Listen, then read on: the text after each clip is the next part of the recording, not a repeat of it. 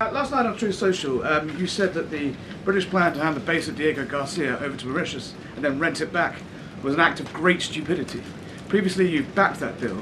Is it now your position that the deal should not go ahead? I think that when they originally were going to do it, they were talking about doing some concept of ownership. But now they're looking to essentially just do a lease and sell it. And I'm against that. You know, it's a reasonably nothing like Greenland, but it's a reasonably important area of the globe. Not to anywhere near Greenland, but I think they should keep it. I don't know why they're doing it. Do they need money? What happens to the tariff threat to Greenland if the Supreme Court comes out and rules against you on the tariffs? And well, I'll have to use something else. I mean, are look, you willing to use force? you know, take a look at the word license. Take a look at other things. I mean, we have other alternatives. But what we're doing now is the best, the strongest, the fastest, the easiest, the least complicated.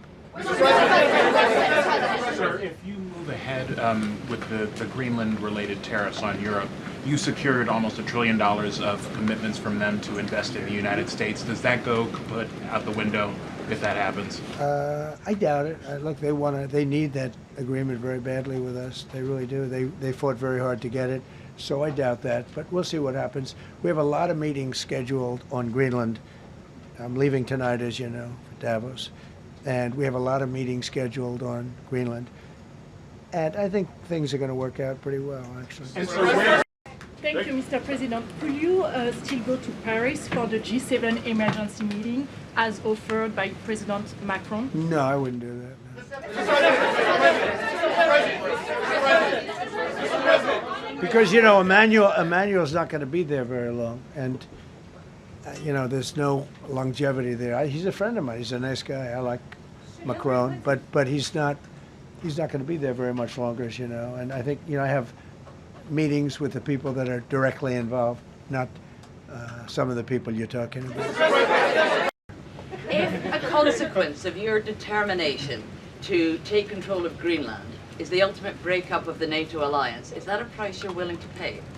You mean the breakup of it's very the interesting. NATO alliance. So I think something's going to happen that's going to be very good for everybody. Nobody's done more for NATO than I have, as I said before, in every way. Getting them to go up to 5% of GDP was something that nobody thought was possible, and pay. At 2% they weren't paying. At 5% they are paying. And they're buying a lot of things from us, and they're giving them, I guess, to Ukraine. That's up to them, but they're giving them to whoever they're giving them to, but they're buying a lot. I think that we will work something out where NATO is going to be very happy and where we're going to be very happy. But we need it for security purposes. We need it for national security and even world security. It's very important. How about it? You said you're confident something's going to get worked out in Greenland, but Greenlanders have made it clear they don't want to be part of the U.S. Well, what gives the U.S. the right to take away that self-determination? When I speak to them, I'm sure they'll be thrilled. Mr. President, are you committed to keeping the U.S. in NATO?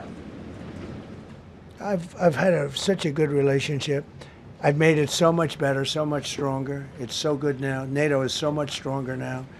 I don't agree with a lot of the things they've done, but that was done before I got there. I think NATO's been good. Sometimes it's overrated, sometimes it's not. But we have a strong NATO. When I came here, we had a weak NATO. We had a NATO at 2%, and they weren't paying. You had a nothing NATO. NATO's, whether you like it or not, it's only as good as we are. If NATO doesn't have us, NATO is not very strong.